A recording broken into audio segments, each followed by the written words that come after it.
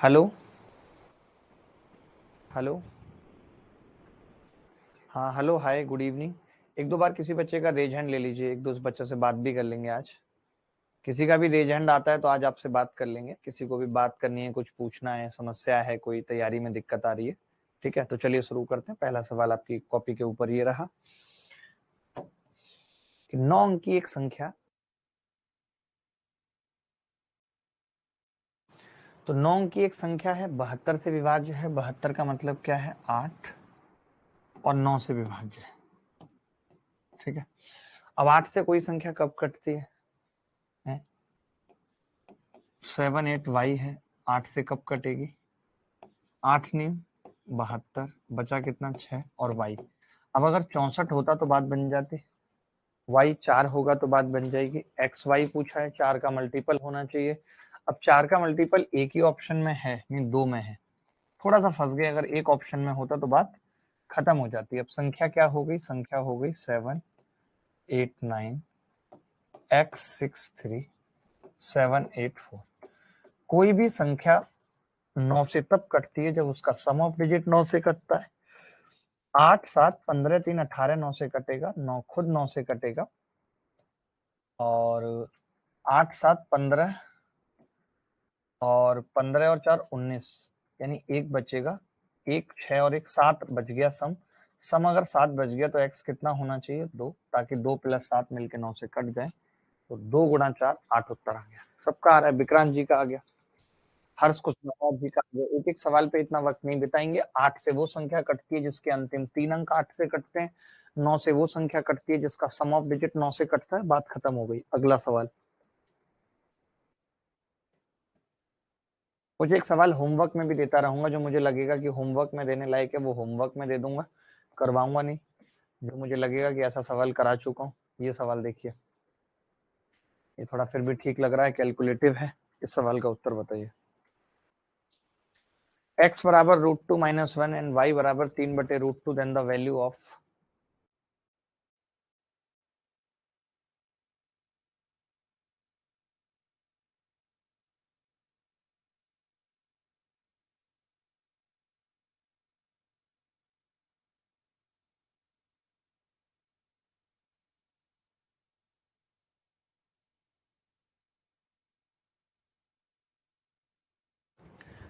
x बराबर √2 - 1 और y बराबर 3/√2। तो पहले देखिए कि ये कितना है। तो आप कहेंगे जी ये x - 2y + 1 है, ठीक है। और ये किस चीज का स्क्वायर है? तो आप कहेंगे x + 2y + 1 का स्क्वायर है। बोलो भाई, चलेगा? देखना, स्क्वायर है, x + 2y + 1 का होल स्क्वायर है, ठीक है। अब x + 1 तो मुझे पता है √2 है। कितना है? √2। तो मैं ये कह सकता हूँ √2। अच्छा, -2y की वैल्यू क्या होगी? तो आप कहेंगे 3√2। 2y की वैल्यू 3√2। एक ब्रैकेट में x + 1 फिर √2 और 2y की वैल्यू 3√2 का स्क्वायर। तो ये कितना बचेगा? -2√2, और ये 3 और 1 4, 4 चौक 16 दूनी 32, तो 32 दूनी 64√2 माइनस का आ रहा है। गलत तो नहीं किया? 3 और 1 4 चौक 16। 2y कितना आएगा? 2y करेंगे तो 3√2 आएगा, 3√2 प्लस √2, तो 3√2 प्लस √2 यानी 4√2। 4√2 का मतलब ये आ रहा -64। किसी का आ रहा -64? देखना एक बार कमेंट। सर नोटिफिकेशन ही नहीं आया। नितिन कैसी बातें कर रहे हैं? सुबह से आपके शेड्यूल में शो कर रहा होगा कि क्लास है, आप कह रहे नोटिफिकेशन नहीं आया। आपको हर चीज का नोटिफिकेशन चाहिए नितिन बाबू, ऐसे कैसे काम चलेगा बताइए।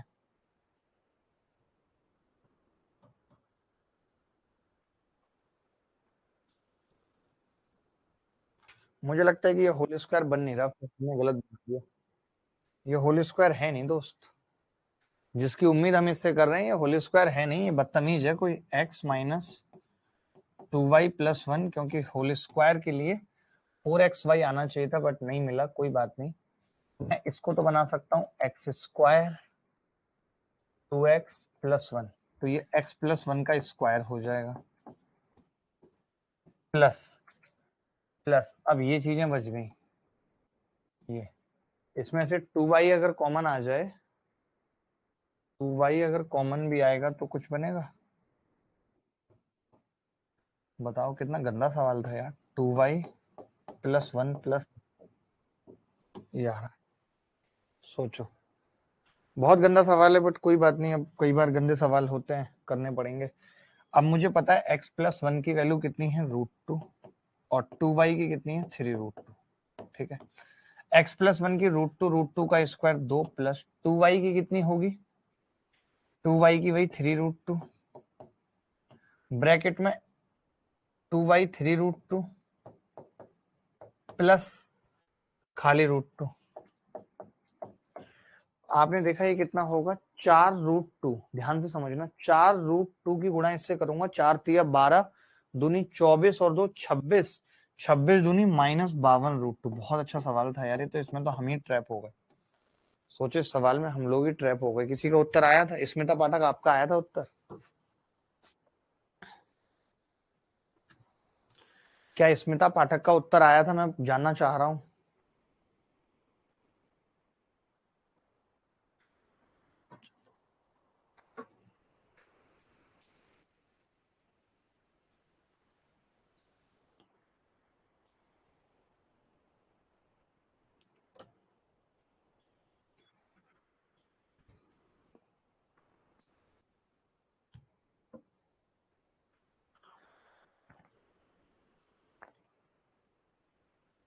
अच्छा सवाल था ये। आगे सवाल पे बढ़ रहे हैं। इसमें गलती यही थी कि हमने सोचा कि स्क्वायर बनेगा, स्क्वायर बना नहीं। ये सवाल कितने लोगों को डायरेक्ट याद है अभी भी? कितने लोगों को डायरेक्ट याद है?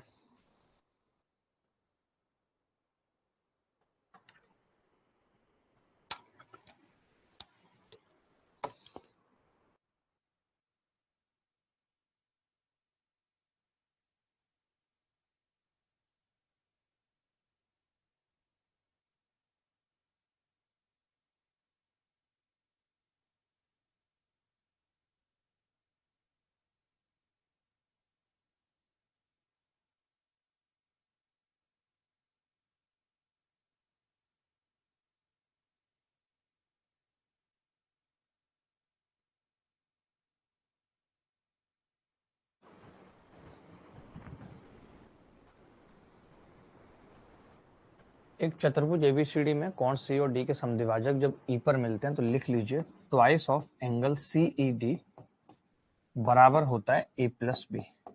ठीक है, अब मैं इसका ट्वाइस करूंगा, इसका मतलब 112 हो गया, और एक एंगल 49 है, तो बचा कितना, 51 और 12 63। बी कितना आ जाएगा, 63, 63। लिख लीजिए इस वाली चीज को। यह अक्सर पूछा जा रहा है सवाल, मींस 2018 में पूछा गया, आगे भी पूछा जाएगा। इन सब चीजों के प्रूफ जब मैंने क्वाड्रेटल पढ़ाया था तो आप सबको लिखाए थे, अभी याद कर लो कि जिस भी एंगल है उसके अपोजिट जो दो एंगल है उनका सम क्या होगा, angle of twice of CED. ठीक है, ये सवाल देखना क्या उत्तर होगा, जल्दी जल्दी बता दो, जल्दी जल्दी।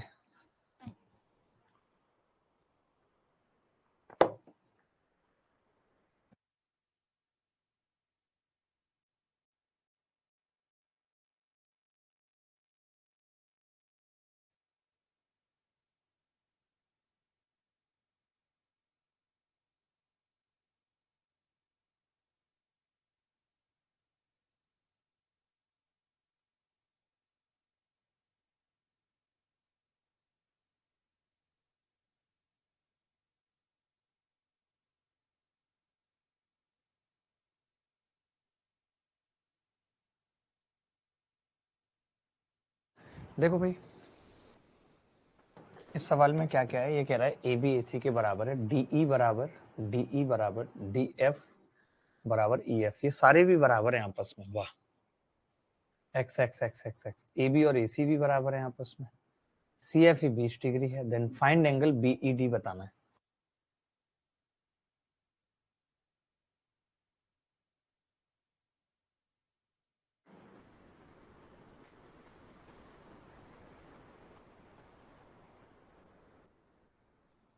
अब आपको पता है कि अगर ये दोनों भुजाएं बराबर हैं तो ये एंगल अल्फा, तो ये भी अल्फा होगा, ये तो तय है,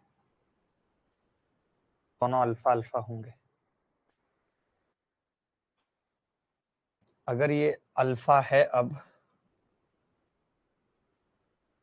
तो हम ये कह सकते हैं कि ये 180 माइनस अल्फा माइनस थीटा होगा होगा। अच्छा, अब आपको 180 में से अगर घटा दिया, या इसको ऐसे भी लिख सकते थे, ये ना लिखते तो ये कह सकते थे कि ये अल्फा प्लस थीटा होना चाहिए पूरा कोण, ये वाला कोण अल्फा प्लस थीटा होना चाहिए। लेकिन आप कह रहे हो कि तो 40 भी है, तो हमने अल्फा प्लस थीटा में से 40 घटा दिया, 40। अच्छा, ये जो कोण है ये 20 प्लस अल्फा, तो ये पूरा 20 प्लस अल्फा होना चाहिए, एक्सटीरियर है, मैंने उसमें से थीटा घटा दिया, तो 20 प्लस अल्फा माइनस थीटा। तो आप कह सकते हैं कि अगर ये दोनों भुजाएं बराबर थी तो दोनों चीजें भी बराबर होंगी, और अगर ये दोनों चीजें बराबर थी तो आप कहेंगे कि जी अल्फा से अल्फा कट गया, और थीटा इधर आएगा तो 2 थीटा कितना हो जाएगा जी 60, तो थीटा कितना आ जाएगा 30। यही इस सवाल का उत्तर है। किसी को डाउट है तो बताओ, बोलो भाई। आ गया था सबका उत्तर। एक सवाल को करने के 56 तरीके होते हैं और आपके पास ये सारे तरीके हैं, तो मुझे लगता है कि आप सवाल कर लोगे। ये सवाल समझ आया नहीं आया? नितिन मुक्ति, नितिन मुक्ति, अनुराग हमारे साथ हैं, पेंडिंग की स्पेलिंग तक नहीं आती जिनको, बहुत ही बढ़िया।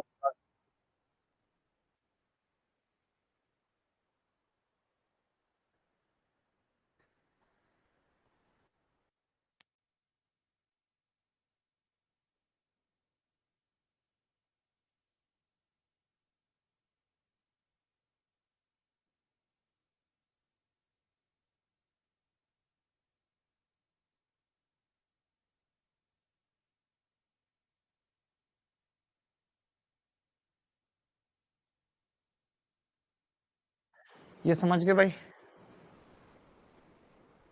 एक बच्चा पूछ रहा है कि सर इक्विलेटरल नहीं है ये थीटा 30। अच्छा, ये इक्विलेटरल होगा अगर, तो भी बात बन जाएगी, मतलब फिर तो और कोई दिक्कत ही नहीं है। बट मैंने इक्विलेटरल माना नहीं, मतलब मैं ये चाह रहा हूँ कि अगर तीनों भुजाएं ना भी बराबर हो तो भी सवाल हो जाएगा, तीनों भुजाएं ना भी बराबर हो तो भी सवाल हो जाना चाहिए। मुझे जरूरत ही नहीं पड़ी इक्विलेटरल मानने की। मैं तो कहता हूँ इस सवाल में और कम डेटा यूज कर लो, डीएफ और डीई को इक्वल मानो, बस ईएफ को मानो ही मत, इक्विलेटरल भी मत मानो, तो भी सवाल होगा। हाँ, इक्विलेटरल से भी होगा, बट इक्विलेटरल की जरूरत ही नहीं पड़ेगी।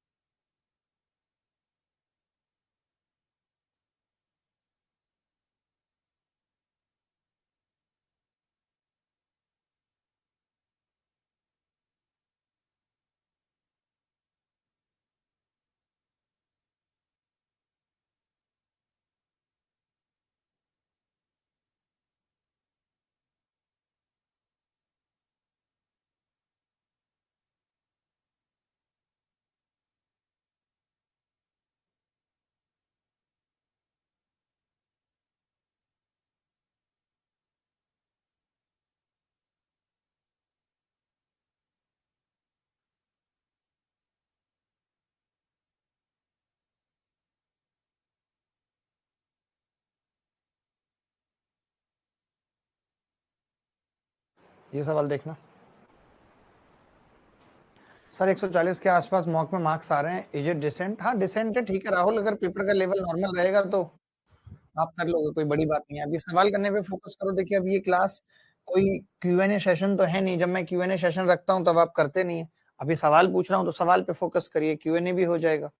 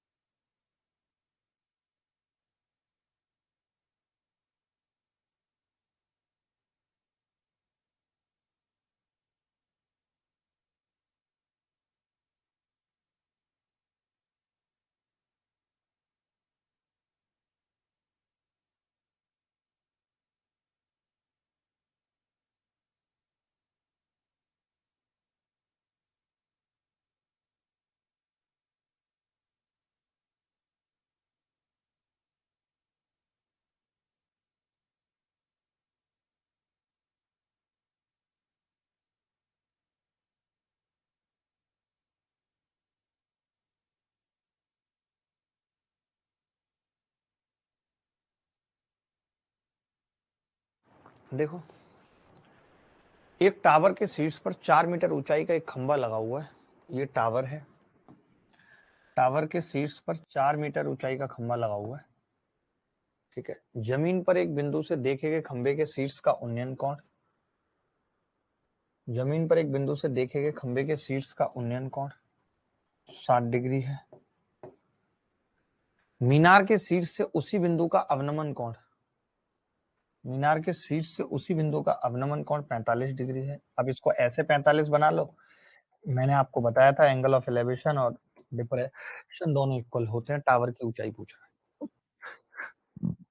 देखिए मित्र, ये 45 है तो ये 1 होगा, ये भी 1 होगा, और अगर ये 60 है और ये 1 है तो ये √3 होगा।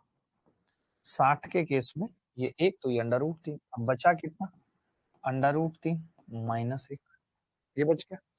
तो हम ये कह सकते हैं कि √3 -1 की वैल्यू कितनी होगी, 4। 1 की कितनी आ जाएगी, 4/√3 -1। हमें निकालनी कितनी की है, 1 की निकालनी है। अगर रेशनलाइज कर दें तो क्या होगा, √3 + 1 बटे √3 + 1, तो बराबर में आ जाएगा जी, ये भाग लगेगा 2 और √3 + 1। यही सवाल का उत्तर है। A is the correct answer of this question.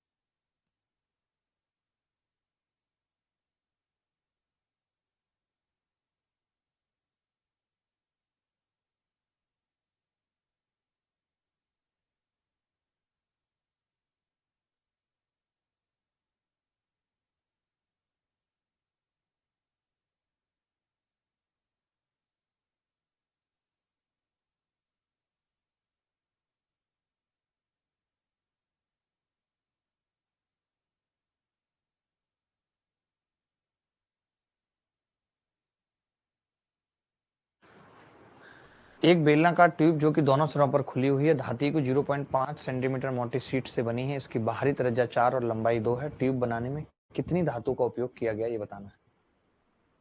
Ankita Gupta. Ankita मुझे नाम बहुत सही लगता है, और अंकिता नाम की लड़कियां होती भी बड़ी अच्छी हैं, बड़ी प्यारी होती हैं। एक ऐसी बंद कर दो इसी बात पे। अभिषेक कह रहा आप क्या 190 लाए? भाई मैंने कब किया कि 190 लाओ अभिषेक? अरे तुमको जितने लाने हैं तुम लाओ, हैं? हीरो क्यों बन रहे हो इतने?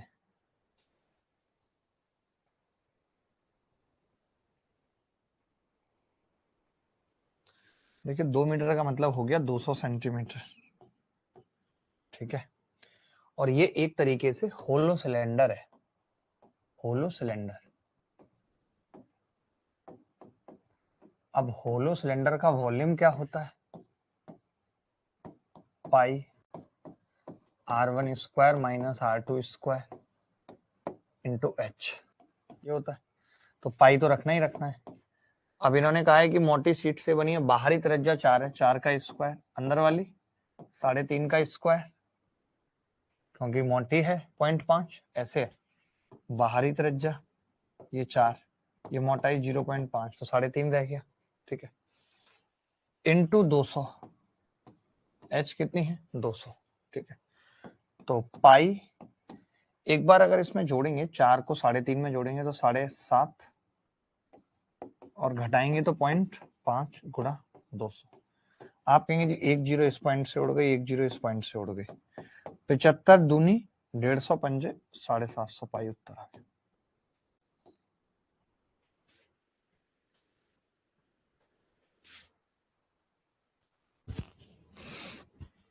बोलो भाई किसी को डाउट है तो। शुभम सिंह कह रहे हैं 800 आ रहा है उनका, मतलब तुक्का क्यों मार रहे हैं भाई, तुक्का क्यों मार रहे हैं, मतलब धाग हैं क्या बहुत बड़े? मुझे तो लगता नहीं इस क्लास के बच्चों को पढ़ने में कोई इंटरेस्ट है ही नहीं उन्हें इंटरेस्ट, इधर उधर की बातें करा लो बस।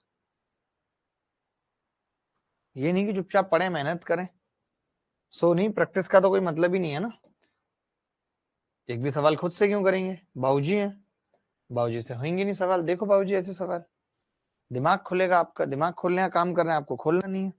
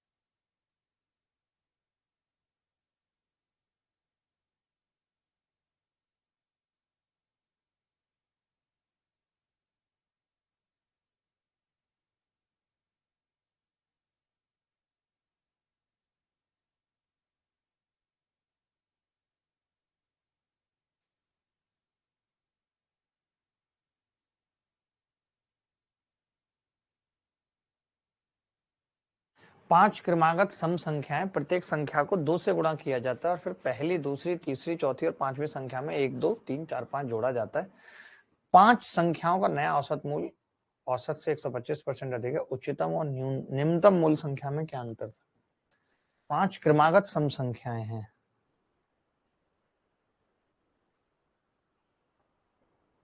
मतलब आप सोचो कि पांच अगर क्रमागत संख्याएं हैं, 1, 2, 3, 4, 5, ठीक है, तो उनके बीच के गैप कितने होंगे? 4, और हर गैप 2-2 का होगा, तो पहली और आखिरी का अंतर ही 8 आ जाएगा। कुछ करने की जरूरत ही नहीं इस सवाल में, इसमें तो कुछ निकालने की जरूरत क्या है। ओरिजिनल संख्याएं तो कंसेक्यूटिव इवन नंबर है। नंबर कितने हैं? 5, उनके गैप कितने बनेंगे? 4, एक गैप कितने के बराबर होगा? 8 के। बात खत्म। 8 इज द करेक्ट आंसर। आगे बढ़ते हैं।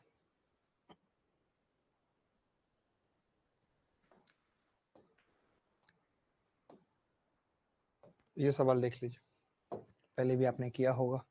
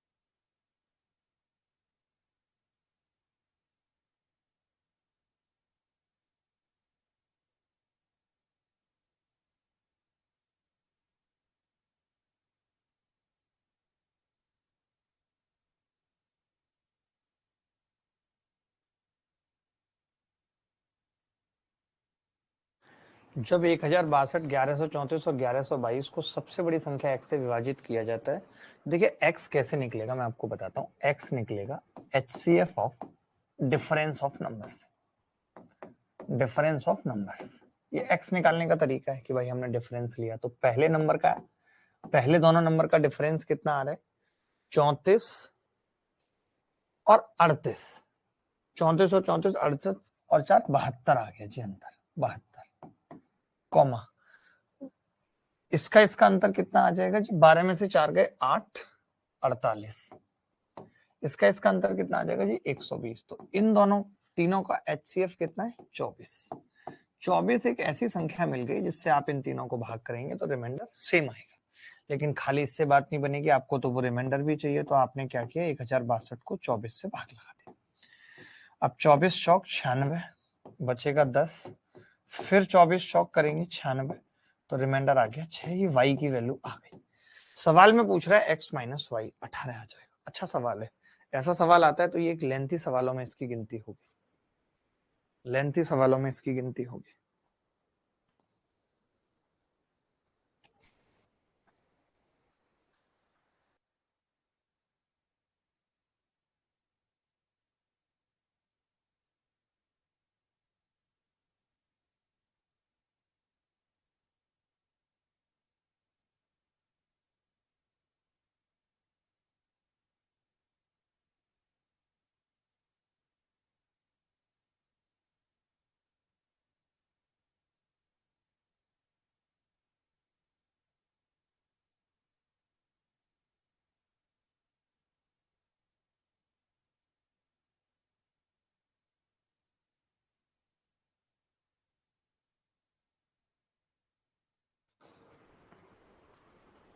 आगे बढ़ते हैं, ये सवाल समझ गए तो ये सवाल होमवर्क में लिख लीजिएगा RW, ये सवाल होमवर्क में लिख लीजिएगा RW, RW।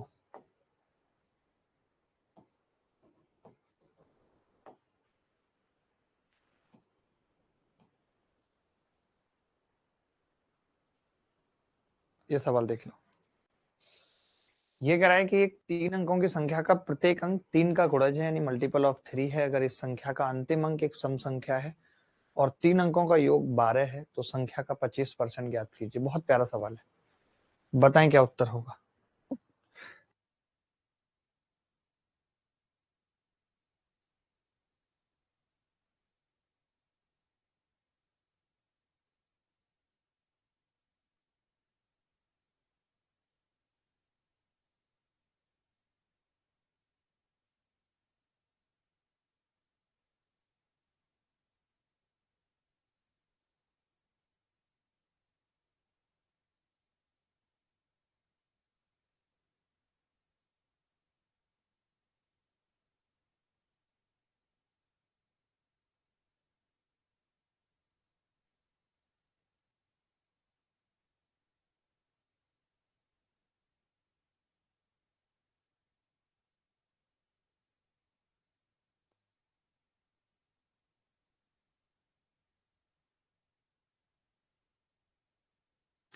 देखिए, एक 3 अंकों की संख्या का प्रत्येक अंक 3 का गुणज है।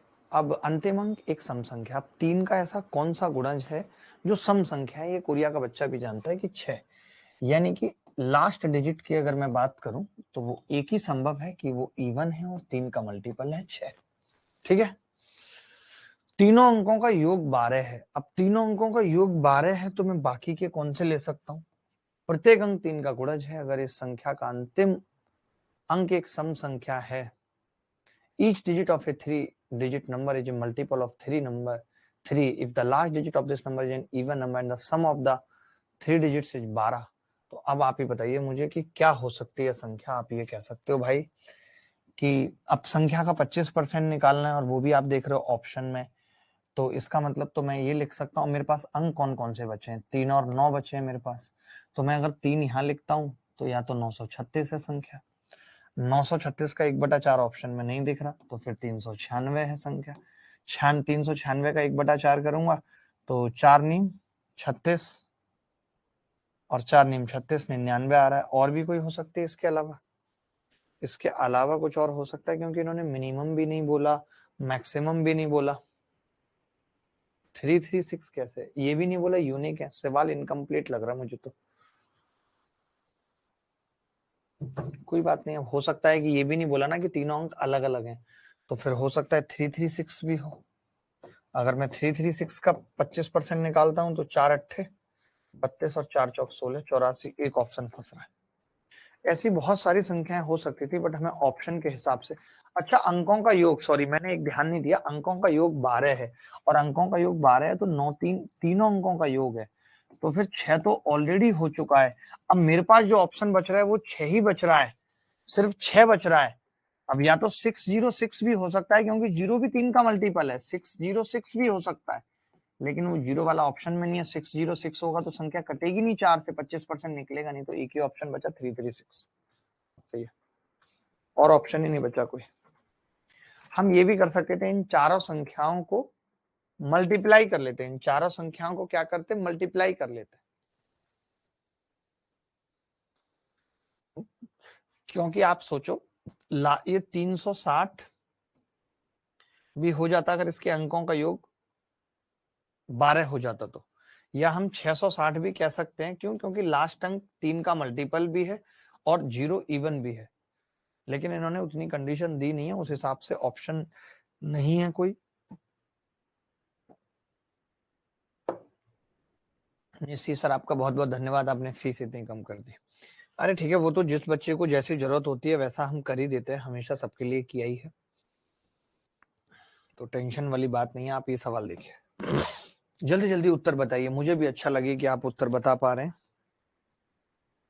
जल्दी से उत्तर बताइए। ऑप्शन से जी है, जी सुमित झा बिल्कुल ठीक कह रहे हैं आप।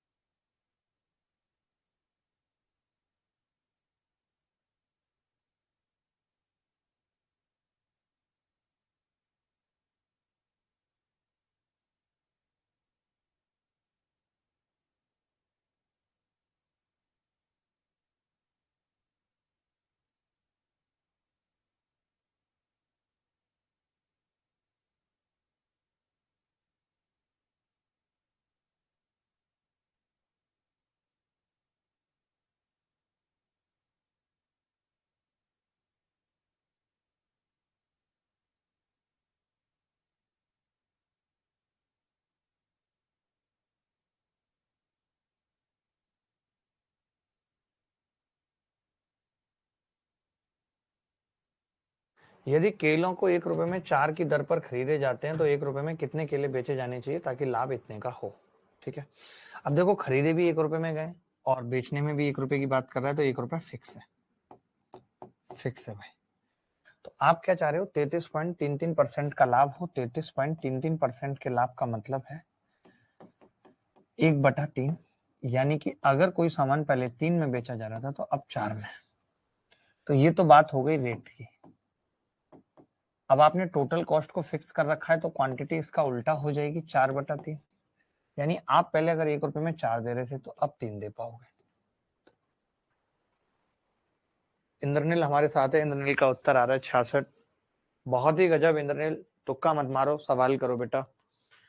नाम तुम्हारा इतना अच्छा है इंद्रनील, मुझे बहुत अच्छा लगा।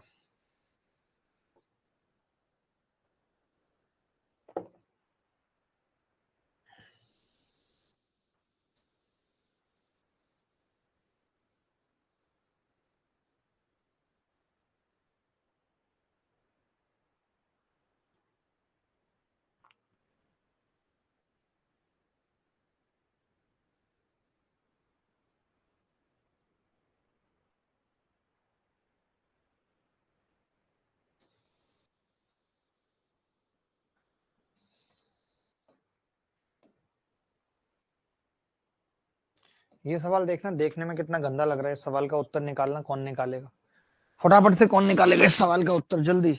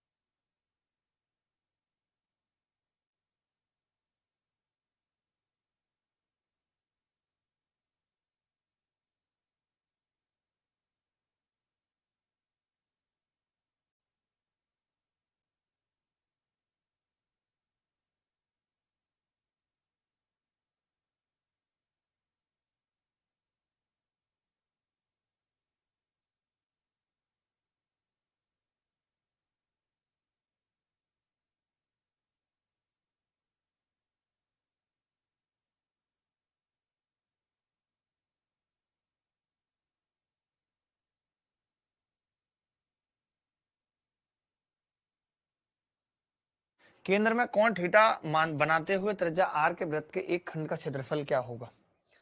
What the area of the segment of a circle of radius r subtending angle. देखो ये पूछ क्या रहा है, आप समझो। ये सेगमेंट पूछ रहा है जो थीटा एंगल बना रहा है, ये सेगमेंट पूछ रहा है। ये आर, ठीक है। आपको पता है कि अगर जो ये सेगमेंट पूछ रहा है, अगर मैं सेक्टर में से ट्राइंगल घटा दूं तो बात बन जाएगी। बोलो भाई। तो आपको पता है सेक्टर का area half r square theta, अगर थीटा रेडियन में है तो माइनस ट्राइंगल का हाफ आर स्क्वायर और साइन थीटा, इनके बीच का कोण। साइन थीटा को मैं क्या लिख सकता हूं, मैंने हाफ आर स्क्वायर कॉमन ले लिया, यही आएगा ना, हाफ आर स्क्वायर मैंने कॉमन ले लिया, ले सकता हूं। तो आप कहेंगे हाँ जी ले सकते हो, हाफ आर स्क्वायर कॉमन ले लिया मैंने। तो कितना बचेगा जी, थीटा माइनस साइन थीटा को क्या लिख सकते हैं फॉर्मूले से, 2 sine theta by 2 into cos theta by 2। B is the correct answer. Sir आपसे डायरेक्ट बात नहीं हो सकती, प्लीज सर बता दीजिए। अरे बिल्कुल डायरेक्ट होगी, डायरेक्ट के बीच में कोई वो थोड़ी है।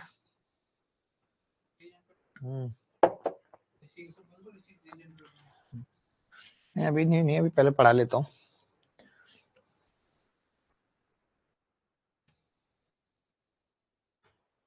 ये सवाल देख लो, बहुत इंपॉर्टेंट है, पेपर में आना ही आना है। कितने लोगों को इस सवाल की ट्रिक पता है, और पता है तो फटाफट से उत्तर निकाल के बताओ, नहीं पता तो मैं बताऊंगा कैसे निकलते हैं ऐसे सवाल। आपको 30 सेकंड है सवाल का उत्तर निकालने के लिए, जल्दी से फटाफट।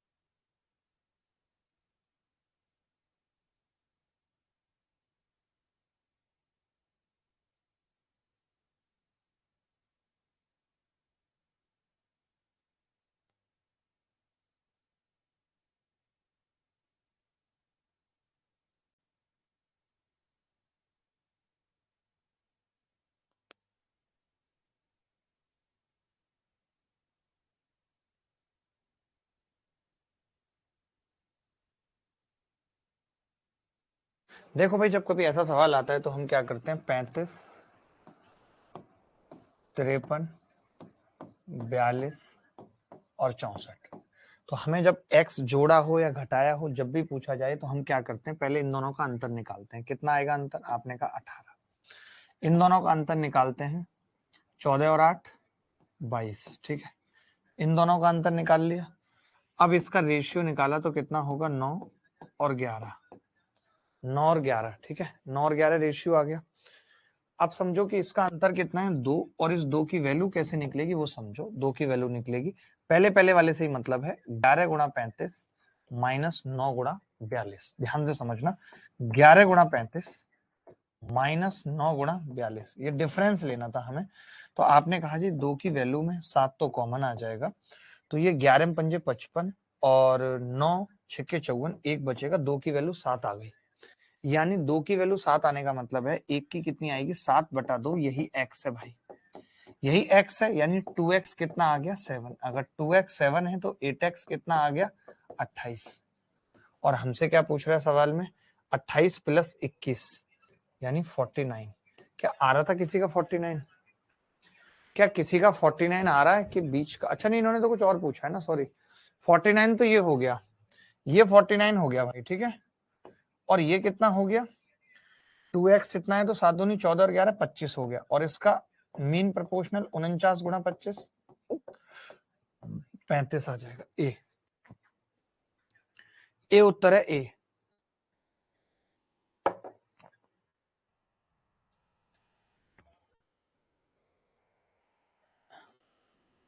अच्छा सवाल था, तरीका जान लो कैसे करते हैं। पहले इन दोनों का अंतर लिया, फिर इन दोनों का अंतर लिया, रेशियो ले लिया 9-11। ये सब मैंने पढ़ाया जब रेशियो प्रोपोर्शन आपको पढ़ाया होगा।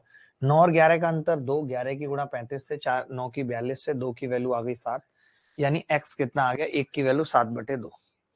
प्रिया को सब समझ आ रहा है? प्रिया इतनी इंटेलिजेंट है, हमेशा से ही रही है प्रिया इंटेलिजेंट। ये सवाल देख लो।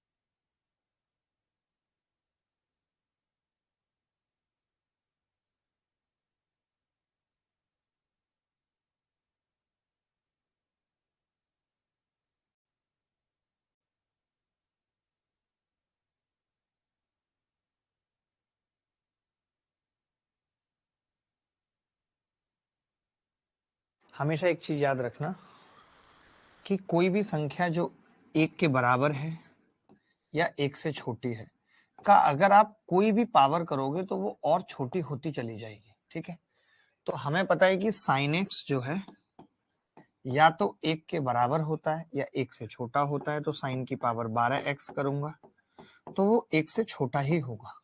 यानी p क्या होगा, अब इन्होंने ये भी नहीं दिया कि अब ये नेगेटिव तो नहीं हो सकता क्योंकि पावर 12 है, तो 0 होता है, 0 के बराबर भी हो सकता है, तो ये आ गया जी 0 के बराबर भी हो सकता है p और 1 से छोटा भी।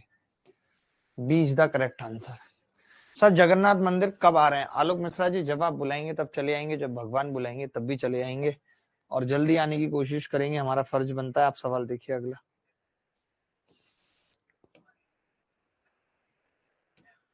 ये देखो, एक कक्षा के छात्रों के बीच 1800 चॉकलेट बांटे गई, प्रत्येक छात्र को कक्षा में छात्रों की संख्या से दुगनी चॉकलेट मिली, कक्षा में छात्रों की संख्या की गणना ज्ञात करें। वाह वाह, क्या बाहियात सवाल है, एमटीएस या एलडीसी में पूछा हुआ।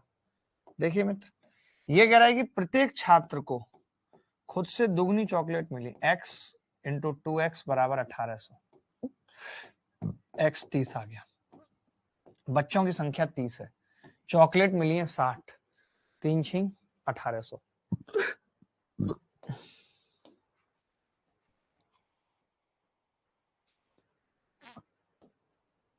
ये सवाल देख लो, पार्टनरशिप पे है, आसान सवाल है, पेपर में पूछे जाते हैं ऐसे सवाल।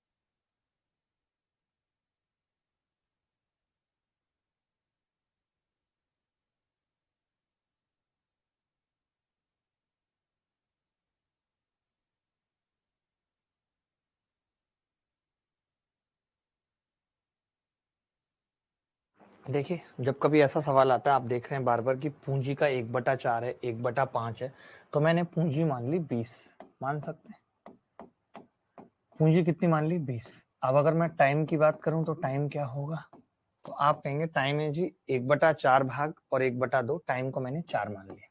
अब बात करते हैं ए की, बी की और सी की। तो पहले वाले बंदे ने पूंजी का 1/4 यानी 5 रुपए लगाए हैं। आप सबको पता होगा कि जो प्रॉफिट डिवाइड होता है वो इन्वेस्टमेंट इनटू टाइम के रेशियो में होता है, ये वाली बात पता है। तो 5, समय कितना है 1/4 यानी 1। अगर मैं बी की बात करूं 1/5 यानी कि 4, समय कितना है आधा यानी कि 2 के लिए। सी बाकी की पूंजी, अब देखिए बाकी की पूंजी 5 4 9 है, 11 बज गई और पूरे टाइम के लिए है यानी 4। बाकी पूंजी समय के लिए लगाता है, सिर्फ बाकी पूंजी पूरे समय के लिए लगाता है, फुल टाइम, ठीक है। तो क्या आ गया रेशियो, 5 8 44 का रेशियो आ गया प्रॉफिट का। 44 और 8 52 और 5 57, टोटल प्रॉफिट है 57 की वैल्यू 1140 है, यानी एक की वैल्यू 20 है। एक की वैल्यू 20 है तो एक का लाभ कितना होगा, 5 की 100। विनायक का उत्तर सही है, आलोक मिश्रा साहब का सही है। मिश्रा जी हमेशा अच्छे उत्तर देते हैं, भले ही तकलीफ कुछ भी हो।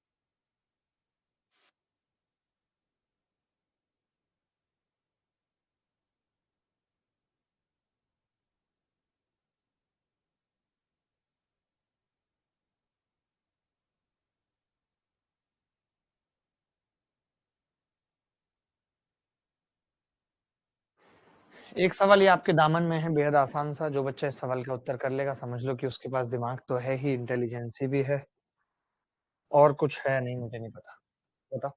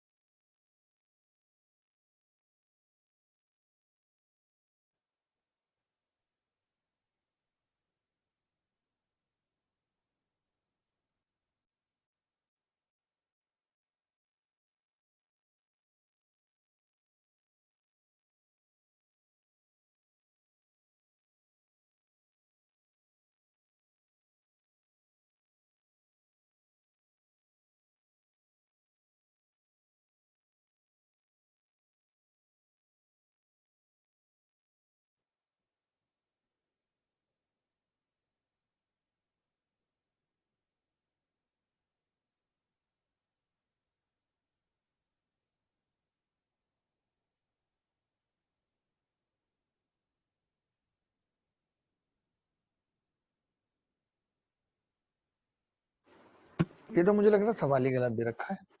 पहले हमने क्या किया, इसका स्क्वायर कर दिया, तो x प्लस 1/x कितना आ जाएगा, स्क्वायर करेंगे 7 और 2 घटा देंगे 5 आ जाएगा।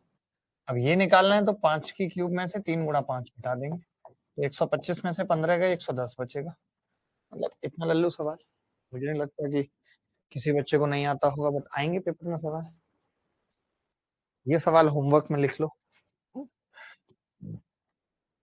होमवर्क में लिख लो। अब आसान आसान सवाल बहुत करा दिया मैंने ऐसे सवाल। होमवर्क, होमवर्क,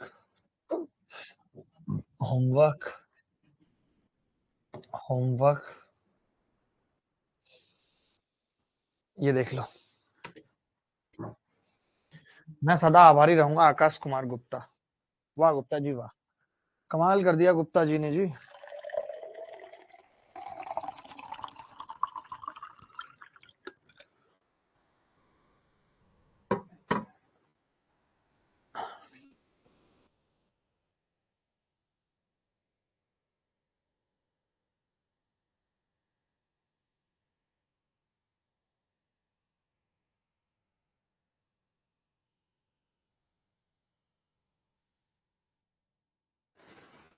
5 दिनों में सत्यम की औसत बचत 160 रुपए है, और यदि पहले 4 दिनों के लिए उसकी बचत क्रमशः 155 रुपए, 170 रुपए, 164 और 168 है, तो 5वें दिन उसकी बचत क्या है? क्या सवाल? देखो जैसे हम क्या है ना, ऐसे सवालों में क्या करते हैं, क्यों लिया है सवाल, कि आप तो ये मान लो हर दिन बचत 160 है, हर दिन 160 मान ली हमने। अब आप कह रहे हो पहले 4 दिन उसकी बचत 155 थी, तो जो यहाँ 5 रुपए कम बचा है, यहाँ भी 160 होनी चाहिए, 5 कम है तो वो 5 फिर यहाँ बचाने पड़ेंगे, तभी बैलेंस होगा। यहाँ आपने 10 रुपए ज्यादा खर्च कर दिए तो 10 यहाँ पे कम करने पड़ेंगे। यहाँ पे कितना कम है? 26, तो 26 जोड़ देते हैं। यहाँ कितना ज्यादा है? 8, 8 घटा देते हैं। तो आपने देखा जी दोस्त कितना हो गया ये, 26 में से 8 गए 18, 18 में से 10 गए 8, 5, 13, मतलब 173 आ गया जी 5वें दिन का। 5वें दिन का 173। नितिन मुक्ति, नाम कितना बढ़िया, नितिन मुक्ति।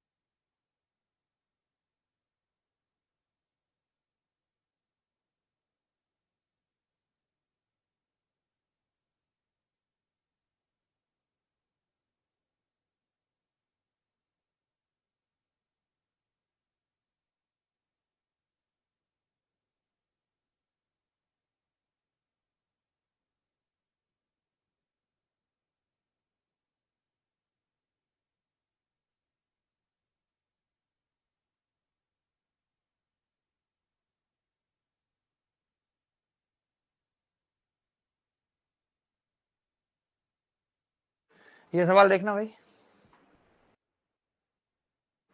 एक कार का चालक जो 75 किलोमीटर प्रति घंटे की गति से यात्रा कर रहा है, उसी दिशा में यात्रा करते हुए अपने से 80 मीटर आगे एक बस ढूंढता है। 15 सेकंड के बाद वह पाता है कि बस कार से 40 मीटर पीछे है, तो बस की गति कुछ नहीं, रिलेटिव स्पीड लगाना, उत्तर निकाल देना। एक लाइन का सवाल है, चुपचाप।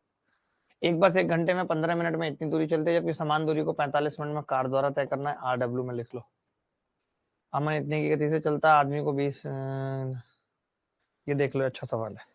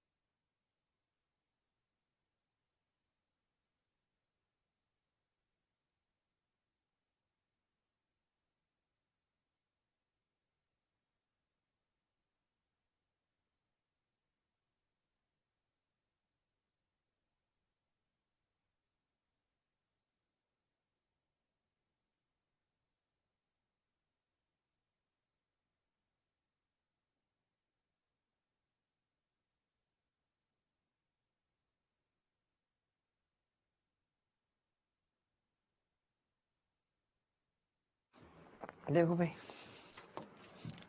यार, एक सवाल का उत्तर आप भी बताओ, मजा नहीं आता दोस्त। ये अगर आएगी अमन 2 किलोमीटर प्रति घंटे की गति से चलता है और 6 किलोमीटर प्रति घंटे की गति से दौड़ता है, वह आदमी को 20.5 किलोमीटर की दूरी तय करने में कितना समय लगेगा? वह दूरी का आधा यानी पैदल, 10 सही 1/4 किलोमीटर पैदल और दूसरा आधा दौड़कर तो पूरा करता है। कितना समय लगेगा? क्या वाहियात सवाल है। मतलब 10 सही 1/4, 10.25 2 की स्पीड से है, और 10.25 6 की स्पीड से है। तो मैंने कहा भाई 10.25 कॉमन ही ले लेता हूँ। 10.25/6 कॉमन ले लिया तो अंदर 4 बचेगा। 2 3 अच्छा 3 और 1 4, 4 को ऊपर गुणा करूंगा कितना हो जाएगा? 10 चौक 40, 41/6। 41/6 का मतलब इतना उत्तर आएगा भाई। 10 चौक 40 और 1 41/6। 6 कॉमन लिया हूं तो यहाँ 3 बचेगा, ऊपर 1 बचेगा, 3 और 1 4। 41/6 आ रहा है किसी का?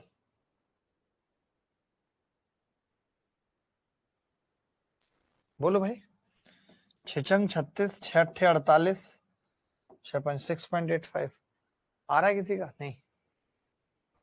6.9 मुक्ति, 7.68 आ रहा, 4.6 अरे 2 की स्पीड से चल रहा है और 6 दौड़ रहा है। आदमी को 20.5 की दूरी तय करनी है, दूरी का आधा भाग ऐसे और आधा भाग ऐसे, तो सीधी सीधी सी बात है भैया। बटा 2 कर दिया और बटा 6 कर दिया, उसमें है ही क्या? 10.25 को यही आ रहा है। गलत है उत्तर, सही है हमारा।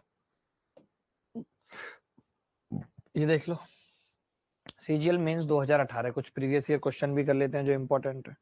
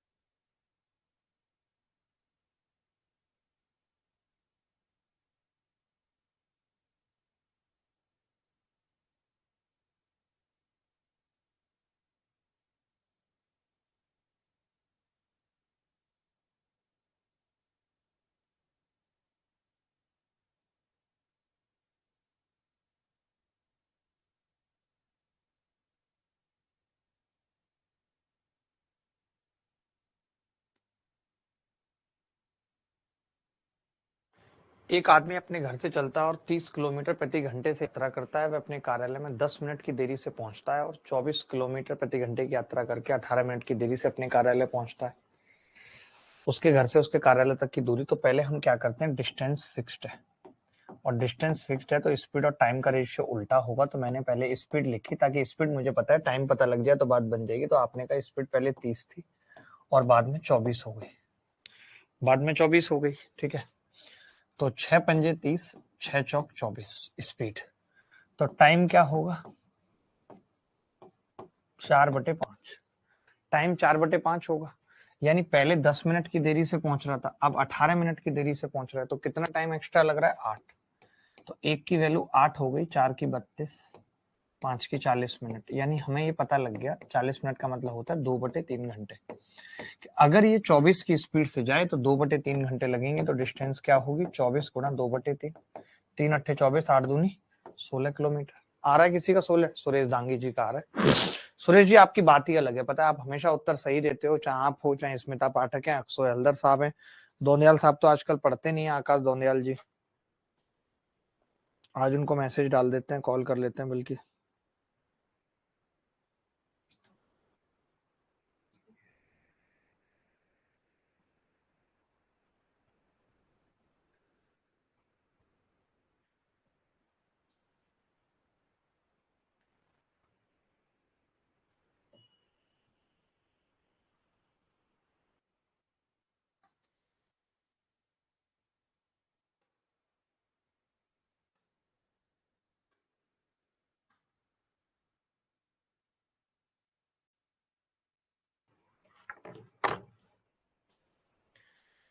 दिल है कि मानता नहीं। आपकी हालत है कि आप अपनी जैसे टीचर में आए,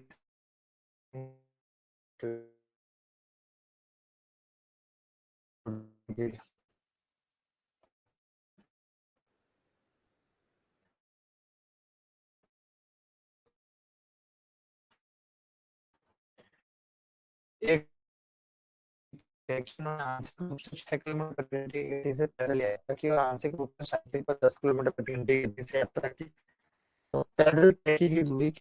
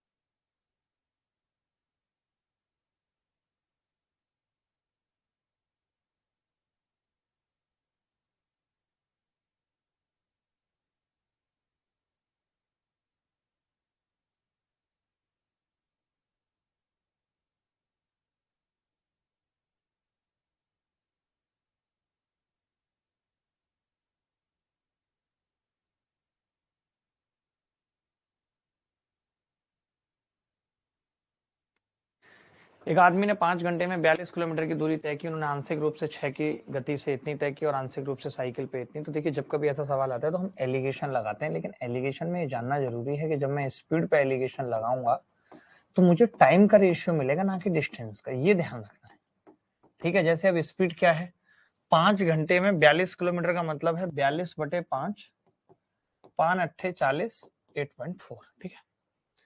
यहाँ 6 की स्पीड से तय किया, यहाँ 10 की से किया, तो 10 में से 8.4 घटेगा 1.6 और ये 2.4। 8 दूनी 16, 8 तिया 24। तो ये जो रेशियो आया ना, ये टाइम का आया है।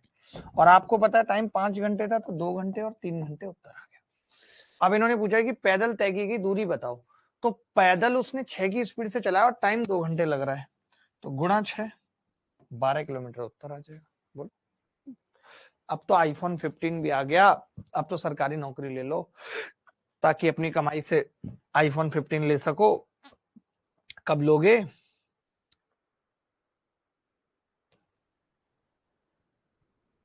ये सवाल देखो, अच्छा सवाल है।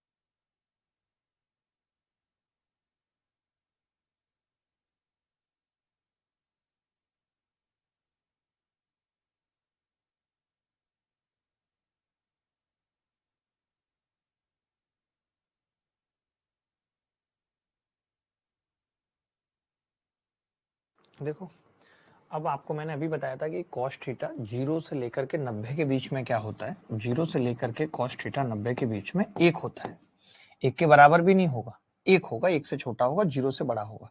तो जब हम स्क्वायर करेंगे तो cos स्क्वायर थीटा और छोटा हो जाएगा, क्योंकि 1 से छोटी संख्या है, 1 से छोटी 0 और 1 के बीच में कोई भी संख्या ले लीजिए, आप उसका स्क्वायर करेंगे तो वो और छोटी होती चली जाएगी, यानी cos स्क्वायर थीटा छोटा होगा cos थीटा से, या cos थीटा बड़ा होगा cos स्क्वायर थीटा से।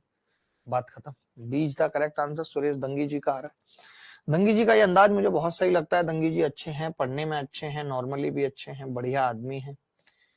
लोग नकली भी होते हैं बट ये नहीं है। ये सवाल देख लीजिए।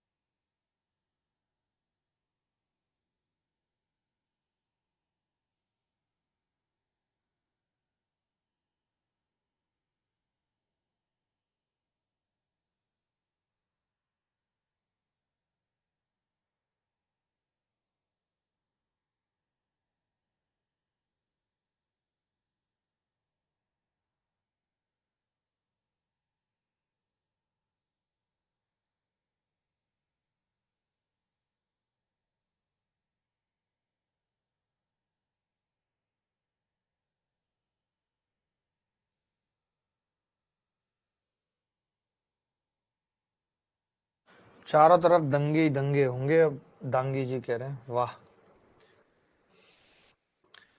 एक निश्चित कार्य को करने के लिए ए और बी की दक्षताओं का अनुपात 5:11 है। एक साथ कार्य करते हुए वे समान कार्य को 27.5 दिनों में कर सकते हैं। ए और बी 20 दिनों तक एक साथ कार्य करते हैं।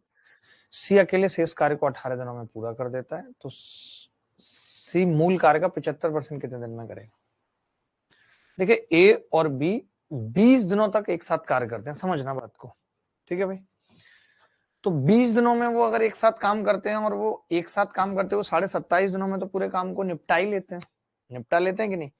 तो मैं ये समझ सकता हूं कि उन्होंने 20 दिन में कितना काम किया होगा। तो आप कहेंगे जी 20/27.5, 27.5 का मतलब कितना होगा? 27 दूनी 54, यानी 55/2, यानी कि 5 से काटूंगा तो 11 और 5 से काटूंगा 8/11 काम उन्होंने निपटाया है। 8/11 काम उन्होंने निपटाया एक साथ करते हुए। तो फिर बचा हुआ काम कितना है? 3/11, और वो काम ये 18 दिन में कर रहा है बंदा। सी हमें इससे कितना कराना है? 3/4 कराना है हमें इससे, 3/4, क्योंकि 75% मतलब 3/4। मैं चाहता हूँ ये 11 ना रहे तो इधर आ जाएगा गुणा में, मैं चाहता हूँ कि 4 रहे तो 4 से भाग लग जाएगा। तो आपने देखा कि ये कितना आ गया जी? 99/2, 49.5 डी। दांगी साहब आपने ऐसे किया इस सवाल को?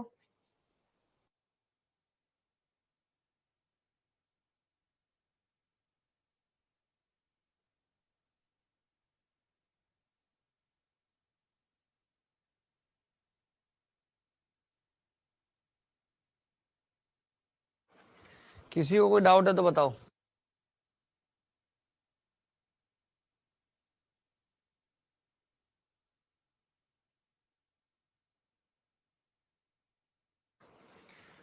बोल दो ना जरा।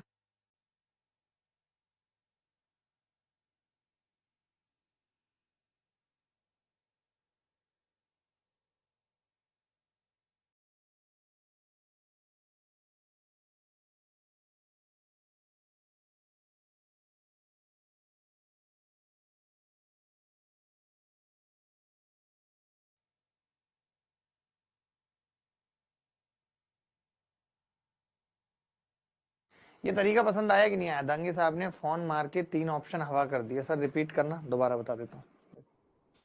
मैं ये कह रहा हूँ कि 20 दिनों में ये कितना काम करेंगे आप बताओ। तो 20/27.5, यानी ये काम करेंगे जी 8/11। ए और बी कर रहे हैं ये 8/11। तो फिर इनके करने के बाद काम बच कितना जा रहा है? 3/11, और 3/11 काम 18 दिनों में हो रहा है। तो 3×18। अब मुझे काम 3/4 कराना था, तो मैंने 11 को उधर पहुंचा दिया, 4 से भाग कर दिया, तो वो 99/2 आ गया। अरे बेस्ट तरीके हैं जी, ये सीखने पड़ेंगे। मैराथन क्लास में आप सब बीच में खाते क्यों नहीं? खा लेंगे भाई। मैराथन कौन सी चल रही है? हमने तो अभी ली नहीं कोई मैराथन। खा लें, चुपचाप खा लेते हैं, वो पता नहीं चलता होगा। एक और सवाल कर लो टाइम एंड वर्क का, जल्दी उत्तर बताओ।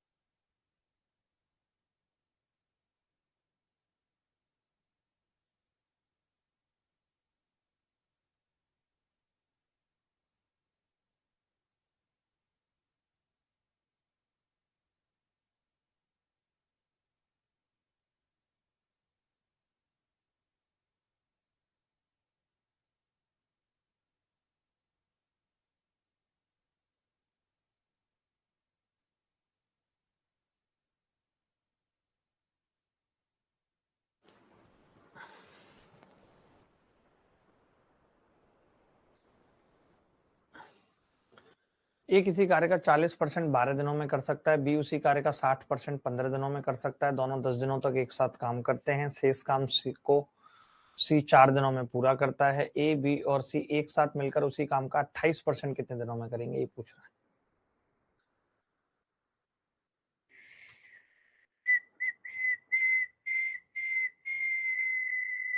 देखिए ए पूरा काम कितने दिनों में करेगा, अगर 40% 12 दिनों में कर रहा है, मैंने 2.5 से गुणा कर ली, 12 को 2.5 से करूंगा 30 दिन में करेगा। बी 60% 4% एक दिन में 25 दिनों में करेगा, 25 दिनों में। ठीक है भाई, अब एलसीएम ले लेते हैं पूरे काम का, 150 एलसीएम आ गया, 30 पंजे और 6। आपको पता है कि इन दोनों ने कितना काम किया 10 दिन में, तो 110, तो बचा हुआ 40 काम कौन करेगा, सी कर रहा है 40 काम 4 दिन में, तो सी की इफिशियंसी कितनी है 10। ठीक है, सी की 10। अब इन्होंने कहा है कि पूरा काम 150 का 28% यानी 28/100 किसको कराना है, इन तीनों से कराना है। 21 करते हैं, 7 तिया 21, 7 चौक 28, 3 से 50, 50 से 2, 2 से 2, 2 दिनों में काम खत्म हो जाएगा जी। सुरेश दांगी जी का सर क्लास रिकॉर्डेड है क्या, ईसु शर्मा पूछ रहे हैं जी। ईसु, ये रिकॉर्डेड है क्लास। अब आप प्रैक्टिस में भी इतना टाइम लेंगे, देखिए पता मैंने कैसे किया, मैंने पता क्या लिखा, मैंने सोचा ए है 40% कितने में कर रहा है 12 दिनों में, मैंने इसको 100 बना लिया 2.5 से मल्टीप्लाई करके, मन ही मन में। तो मुझे पता चला जी 100% काम कितने दिनों में हो जाएगा, 30 दिनों में। अब वो 60% कितने दिनों में था, बी वाले का 15 दिनों में, तो 1/4 हो रहा था, तो 100% 25 दिनों में बी आ गया, बात खत्म। ऐसे कर लिया मैंने मन मन में, मन मन में सोचा रे सोचा मन मन में।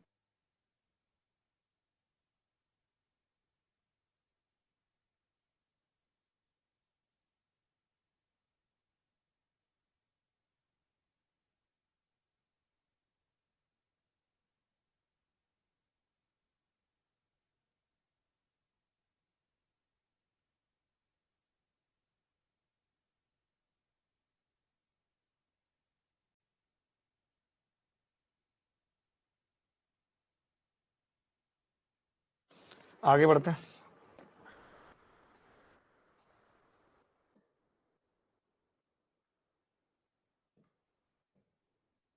एक छोटा सा सवाल ये भी देख लो, लगे हाथ। सॉरी सर, मेरा मसाज नहीं देखा आपसे इसलिए पूछा था। अरे कोई बात नहीं ईसु, आपका मसाज भी देख लेंगे, भेज देंगे ओबरा स्पा करा देंगे आपका। और बताओ कैसी बातें कर दी तुमने।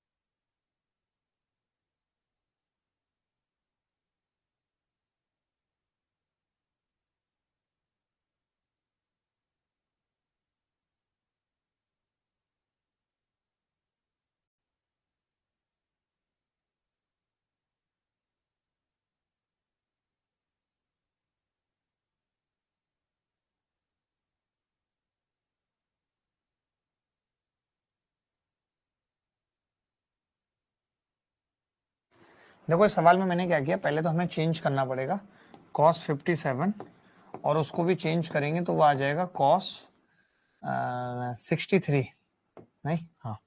अब cos c plus cos d का फॉर्मूला लगा दिया तो 2 cos c plus D by two यानी कि 60 into cos c minus D by two cos 3, cos 60 1/2 होगा, कट जाएगा तो cos 3 उत्तर आ जाएगा बी।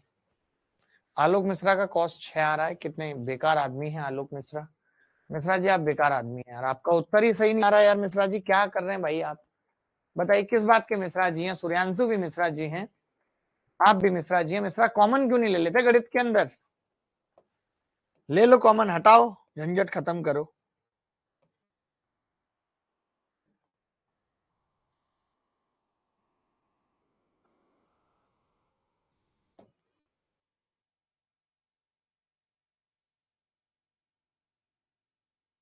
सम चतुर्भुज का एक विकर्ण 16 सेंटीमीटर लंबा है और सम चतुर्भुज की भुजा दूसरे विकर्ण पूर्ण संख्या में से 2 सेंटीमीटर कम है, तो सम चतुर्भुज का क्षेत्रफल ज्ञात कीजिए। बताइए।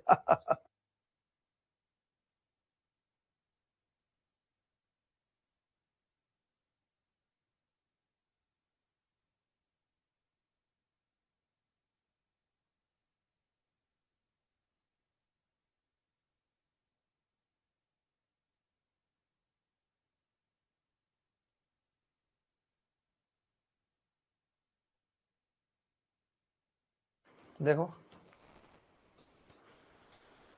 चित्र बना लेते हैं। ये कह रहा है एक विकर्ण 16 है यानी ये 8 आ गया, ठीक है 8 आ गया। इन्होंने कहा समचतुर्भुज की भुजा दूसरे विकर्ण जो कि पूर्ण संख्याओं में से 2 सेंटीमीटर कम है, भुजा 2 सेंटीमीटर कम है, जबकि आपको पता है कि 90 डिग्री होगा। अब मैं ये कह सकता हूँ 8 बनाए तो क्या कुछ ऐसी कहानी बन सकती है 8 6 6 पूर्ण संख्या तभी हो सकती है, हमें तो पता है ना ट्रिपलेट। तो हमने देखा जी ये 12 से 2 कम है, संख्या बिल्कुल सही है जी, ये तो काम हो गया हाफ। अब D1 D2 विकर्ण कितना हो गया 8 और 8, एरिया होता है D1 D2 16 और 1 12, तो 16 में 6 96 रिंग रोड पे पसीना हम बहाएंगे मैडम बैठ बोलेरो में, तेरा हैप्पी बर्थडे मनाएंगे। बोलो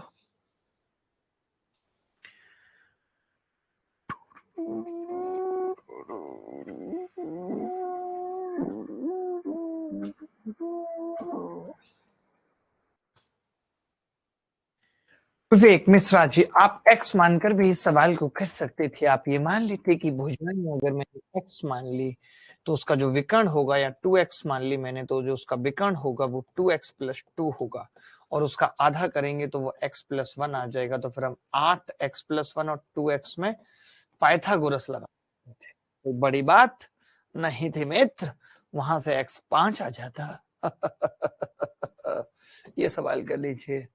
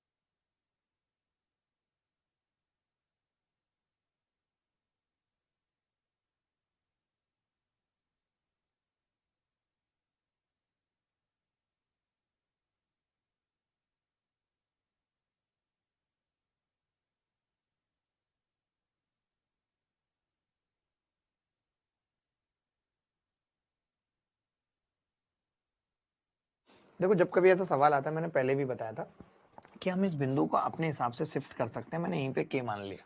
जब मैंने यहाँ पे k मान लिया और मैंने कहा ए बी 6 है और ए सी 8 और बी के 5, तो आपने कहा अगर बी के 5 है, 6 36 और 5 25, तो ये √11 आ गया।